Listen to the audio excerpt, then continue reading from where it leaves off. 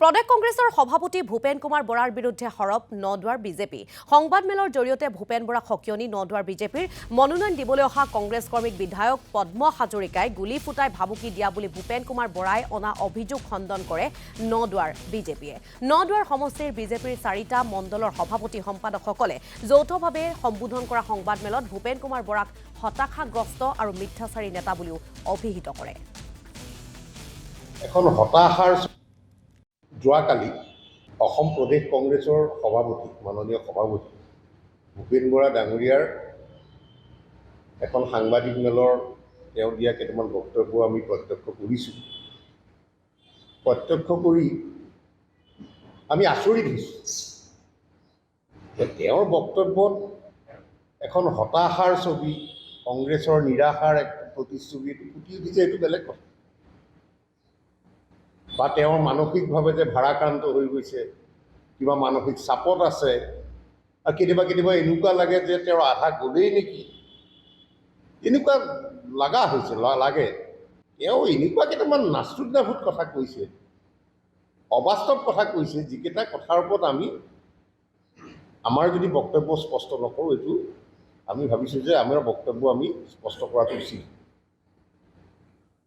তেওঁ আচৰিত কথা, তেওঁ কৈছে যে নদুৱাৰ সমষ্টিত হেনো পঞ্চায়ত নিৰ্বাচনত বন্দুক ফুটিছে। পঞ্চায়ত নিৰ্বাচনৰ মনোনয়ন পত্ৰ দাখিলৰ সেই সময়ছোৱাত বন্দুক ফুটিছে। আপোনালোকেও জানে, সকলোৱে জানে যে যোৱা পঞ্চায়ত নিৰ্বাচনৰ মনোনয়ন পত্ৰ দাখিলৰ এই গোটেই প্ৰক্ৰিয়াটো বন্দুক ফুটাটো বাদেই দিয়ক, ক'তো আমাৰ হাল বাওঁতে বলদ গৰু পিতা হালোৱা আচাৰিডালো ক'তো ব্যৱহাৰ হোৱা নাই। এনেকুৱা পৰিৱেশো হোৱা নাই, ক'তো হোৱাই নাই, প্ৰতিপক্ষই নাই, কোনো প্ৰতিদ্বন্দ্বিতাই নাই।